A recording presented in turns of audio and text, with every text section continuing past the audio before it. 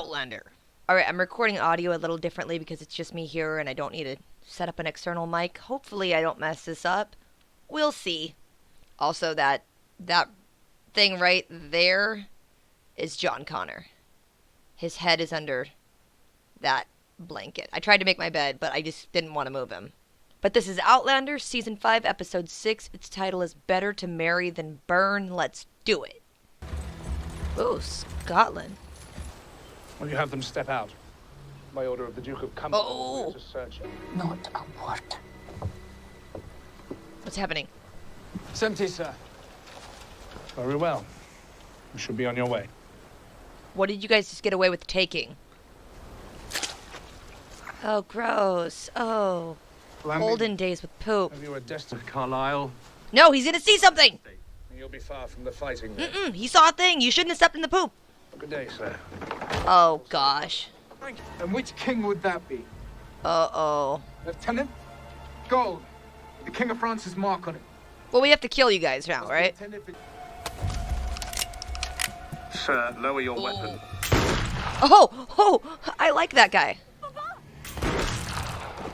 You shot the girl! You shot the girl! Murtagh? Oh, you don't run in the middle of a gunfight, honey. Murtagh. Oh. She's dead. No. She looks pretty dead. Jocasta, come! Yeah, don't leave her. Just, I also don't know if you could just mount her to the top of your carriage. People might notice that. Oh no, that's sad. A kind of bride is much in her mind. Flowers and frocks and ribbons to choose. Yeah, all that stuff that girls do. In time, I hope that we might... Thank you. You can go now. I mean, he seems nice, but like, Do you really think? whatever. She has better handwriting blind than I do seeing. Kitten! What's this? What'd you catch? Mighty Hunter. Oh crap. It's a gift from Ansel. it's a plague from God is what that is. I hope it's not a gift from the gods.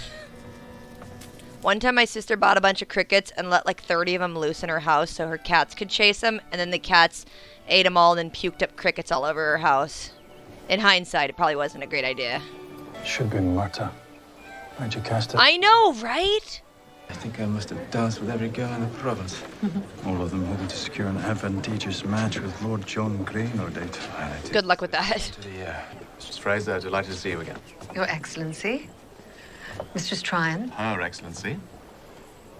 If you don't mind. Oh, this guy. This guy. My An apologies. act for preventing tumultuous and riotous assembly, prohibiting 10 men or more from gathering under certain circumstances. What? Reasoning being if men cannot gather, they cannot conspire. Yes, exactly. They're doing social distancing? Do such a thing. You felt in your chest that terror, the instinct to protect yourselves from danger. Now imagine if there really was a fire. You're not supposed to scream it unless there is one. Wish Colonel Fraser was here. He'd have an answer for this. He solves everything, not this guy. 10 days. My God, is that Philip Wiley? Look at that fancy man. Ever since he returned from Paris, he's become an insufferable dandy. I know people like that. I'm the wife of a politician, after all. It's a particular talent of mine. I like her, but I don't know if I'm gonna stop liking her soon. There it was, written in plain ink. Words of this Rawlings physician. Oh God, Claire, what'd you do? What sort of woman would willingly prevent herself from bearing one? Perhaps the sort of woman who doesn't have the means to provide for an infinite number of blessings. They're like, we weren't even talking to you. I assure you, madam, the pleasure is entirely mine. Oh, I love this guy. She didn't distract him. I'm starting to think she's shady. Mistress Fraser's aunt is in need of her opinion, and Okay, all right. cannot keep a bride waiting. Come in for the rescue. Okay. We just have to create enough smoke to cover the fuels. You just told him not to make a fire, and you want to make a different fire. No, thank you. That dude is just creeping up on you. He is making no attempt to not pretend that he is just blocking you. I know an Irish seafaring gentleman who does business in the port of Wilmington. What? You mean my husband makes it? Which one is he, pray tell? Silver or gold? Oh, he's observant for a little creep. Trust me, Mr. Bonnet is possessed Ooh. of... You've shown me your pride and joy. Now I want to show you mine. Ooh, creepy. No. Magnificent. Oh, it's a pretty horsey. I believe... Aw, that horse has crimped hair. It looks good. All right, then. Good-natured and spirited. And above all, beautiful. Oh, dang. Just goes right into it. Mistress Fraser, Claire, you madden me. This guy is insane. You bitch. Oh. There we go. Now you're gonna die. Are you really going to kill someone at your aunt's wedding? Maybe. Did you hit him so hard the mole fell off his chin? That's what it looks like. His mole's just gone. Spending time alone. The mole's on your neck! Gross. Yes, Stephen. They're still landing, yo. That one's eating stuff. Oh, there it is. There it is. That's some biblical stuff. I don't want so many bugs that the sky blots out. I'm done. It'll be no news to her. I'm afraid my reputation... He's like, look, everyone knows I'm an a-hole. Because he saw how much... What? The ring? If we get the horse, we get to take revenge on a man much worse than Philip Wiley. How does the horse factor in? I'm missing something. I will not lose it, Claire. What if you do? Then you could just kill the dude and take it back. If you're going to take this, oh. then you might as well take both of them. Oh, she's making a stand. Girl's making a stand. There you go, Roger. You saved the day. Captain Mackenzie. We respect you. Oh, that was overkill. You could have just stepped on it. Is Murtagh gonna show up? I want him to show up.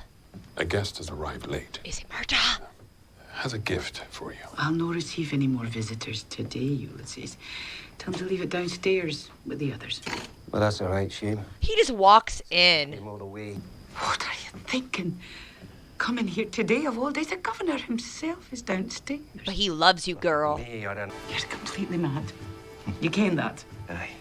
I suppose that's part of my charm. So true. I didn't want to come empty-handed. What's that? Is pretty. Oh.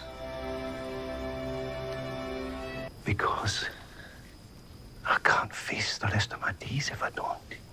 He is so smooth. Will you wait for me? Is that an opinion? A reason? A question? What are you trying to say? Tell her you love her, girl. Say, girl, I love you. Oh, they kissing. Don't get found out now, okay? I'm sorry. We were going to America, he said. To a better world. So we did as he bade us. How'd that turn out? I left her there. In the mud. Lying next to strangers. Shonag, Clementina. Perished in the fires. You've had a rough go of it, girl. I say you give up all the golden stuff, go live in the woods with Murtagh. Solved it. After the war to come. There'll be another and another. On and on until long after we're gone from the world. She's not wrong. A sort of man who will lose everything for what he believes in. She gave it back. That's my mic. I love you, Jocasta Mackenzie. This world may change, but that will never change. Oh, I love him.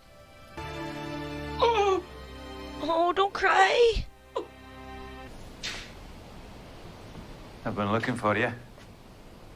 Are you drunk? You look a little drunk. You're drunk. Yeah. You're a woman like no other, Sassenach. But don't forget, you're still a woman. Oh, dang, yeah. It's getting heated.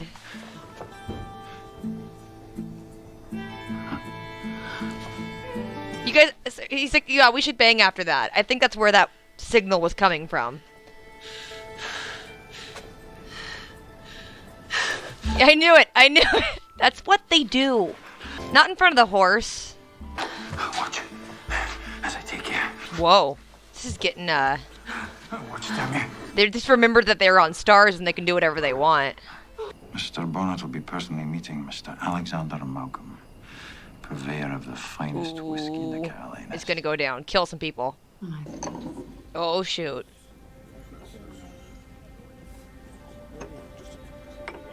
Bonnet moves like Jack Sparrow. Totally. It appears you're to be congratulated. Your son.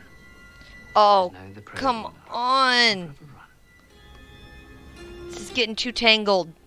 I had hoped it wouldn't come to this, but it seems we're going to have our war after all. Oh, God. Arrange for a convoy. Well, the regulators are disorganized. No way prepared for war against the crown. Lordy! That was a lot of things. I love Mrs. S. I still call her that because Jocasta was on Orphan Black, and that's just still how I see her sometimes. It was cool because she's shown up a lot. She's kind of been like a cool presence, and she's had really like cool like moving parts for the plot, but like this delved into her as a person more, and it made me sad. Basically, the episode was broken into like an A story and a B story. The B story was just Roger and Bree and some locusts come, and everyone doubts that he can do anything about it, but then he tells him to put up like smoke everywhere, and then they deflect the swarm of locusts, and he earns some respect, and that was pretty much the whole story with them. But the main part of this was just all about Jocasta's wedding and the big gathering there. We do start with the flashback, though, of when Jocasta and her husband at the time were trying to flee to America with their daughter, and they get stopped by redcoats, and they have some Jacobite gold, and the redcoats and them fight a little bit, but then the dude Jocasta's married to accidentally shoots her daughter, and they just have to leave her there and just go.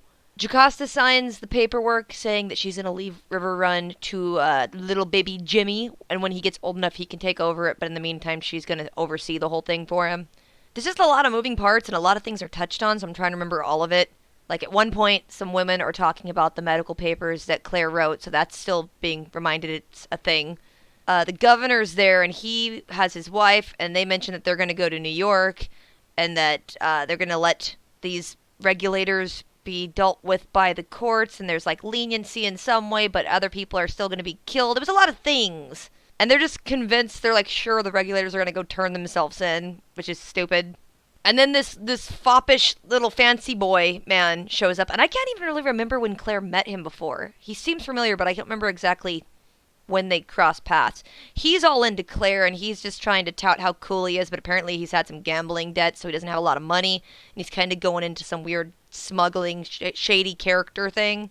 Claire realizes that he's been working with Stephen Bonnet, so she decides to, like, offer partnership in a whiskey business. Not risky business, it sounds like that. Whiskey business. She's basically trying to lay some groundwork so they can get a contact with Stephen Bonnet and find out where he's at, basically. But the dude's like, oh, she clearly wants this, so I'm just going to play that angle. And he goes to show Claire his prized horse, and while they're in the stable, he just jumps on her, and she's fighting him off, and then Jamie comes to try and kill him, and Claire's like, don't kill him. And she also pushed him into a big pile of horse poop. So they burnt that bridge, and they're trying to get it back after Claire tells Jamie that he has a connection to Bonnet. So Jamie goes to the fancy man, knowing that the fancy man gambles and wants to make a bet saying, like, hey, I could just tell this chick, the governor's wife, who is a gossip, everything about you and ruin your reputation, or I could get the horse. So the guy's like, that's not a good bet. I don't care about my reputation. And he wants something more valuable, and he wants Claire's wedding ring, because he's just mean and wants to mess with her. Jamie goes and asks Claire for the ring so he can make the bet, and he's sure he's going to win either way, but Claire's really upset by the whole thing and is like, why are you asking this of me? and is calling Jamie out saying, maybe you just want to do this for you. It's not really for Bree, and they have a little fight. And then Murtagh actually shows up, and he goes and talks to Jocasta and is like, hey, don't do this. Wait for me. I love you, girl. But then she recounts what we saw in the opening, how her husband had a Jacobite cause thing, ended up not only getting her daughter killed in front of her, but all her other daughters killed. And she knows the weight of being with a man who would sacrifice anything for his cause, and she doesn't want to be. And she turns him down, but they love each other, and he leaves. I want them to be together. And then later, Jamie actually wins the bet, gets the horse, goes to Claire. He's a little drunk, and they're still arguing and fighting about pride and stuff. And then they just start banging, because all their arguments turn into banging.